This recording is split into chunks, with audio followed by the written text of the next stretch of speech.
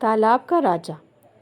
एक जंगल में छोटा सा तालाब था जिसमें बहुत से मेंढक आपस में हंसी खुशी और इत्तेफाक से रहते थे। एक बार ऐसा हुआ कि बारिश न होने की वजह से तमाम दरख्त और पौधे मुरझाने लगे। दूर दूर के जंगली जानवरों ने अपनी प्यास बुझाने के लिए इस तालाब का रुख किया। आहिस्ता आहिस्ता तालाब का पानी कम होने लगा और बहुत से मेंढक इन बड़े जानवरों के पाँव के नीचे आकर कुचले गए। रहे सहे मेंढक अपनी जान बचाने के लिए किसी और जगह जाने का सोच रहे थे, मगर वहाँ दूर दूर तक कोई तालाब नहीं था। एक दिन इस जंगल में किसी कॉलेज के तालिबे इल्म पहुँचे जिन्हें लेबॉर्ट्री में तजर्बा करने के लिए कुछ मेंढक चाहिए थे। इन्हें देखकर तालाब के सारे मेंढक डर के मारे छुप गए। एक बूढ़े मेंढक ने कहा, हम में से कुछ मेंढक इन लोगों के पास जाकर इनकी मदद मांगते हैं, शायद ये हमारी कुछ मदद कर सके। ये सुनकर बाकी सब मेंढकों ने एहतजाज किया कि इनकी तादाद पहले ही बहुत कम रह गई है। अगर मज़ीद मेंढकों को भी वो अपने साथ ले गए तो जंगल में इनकी नस्ल ही ख़त्म हो जाएगी।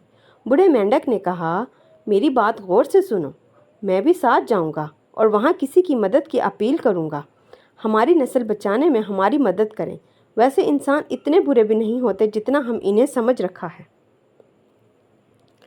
इंसानों से ज़्यादातर जंगली जानवर ख़तरनाक होते हैं जिन्होंने हमारे बहुत से मेंढकों को हलाक कर दिया है। इन सब में 3-4 मेंढक बहुत समझदार थे। इन्होंने कहा, बाकी सब की सलामती के लिए हम अपनी जान कुर्बान करने के लिए तैयार हैं।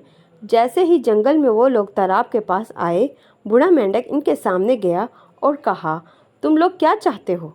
हम एक मेडिकल कॉलेज के तालिबे इल्म हैं और हमें तजर्बात करने के लिए कुछ मेंढकों की ज़रूरत है। एक तालिबे इल्म ने जवाब दिया, ठीक है, लेकिन अपने साथियों के साथ मैं भी जाऊंगा। मुझे तुम्हारे कॉलेज के प्रोफेसर से कुछ बात करनी है। इन लोगों ने सब मेंढकों को शीशे के बड़े जार में डाला और वहां से चले गए। बाकी रह जाने वाले मेंढक अपने साथियों के लिए परेशान थे। वो बूढ़े मेंढक की कामयाबी के लिए दुआ मांगने लगे। तजर्बागाह में जाने के बाद इन्होंने बूढ़े मेंढक को जार से निकाल कर प्लेट में रखा और प्रोफेसर को बुलाने चले गए। प्रोफेसर ने आकर बूढ़े मेंढक से पूछा, वो इससे क्यों मिलना चाहता था?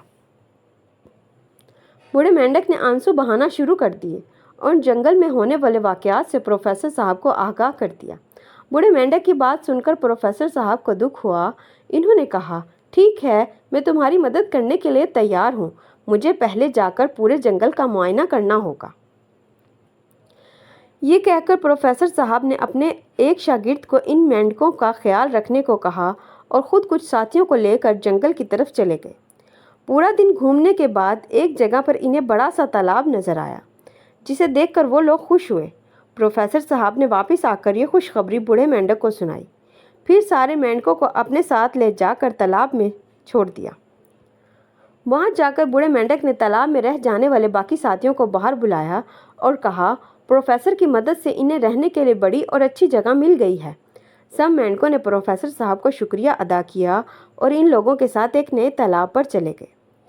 रुको बड़े मियाँ, प्रोफेसर साहब ने बूढ़े मेंढक से कहा। बूढ़ा मेंढक पानी से बाहर आया और सवालिया नज़रों से प्रोफेसर को देखने लगा। प्रोफेसर ने अपने हाथ में पकड़ा जार खोला और इसमें रखे इसके बाकी साथियों को भी आज़ाद कर दिया।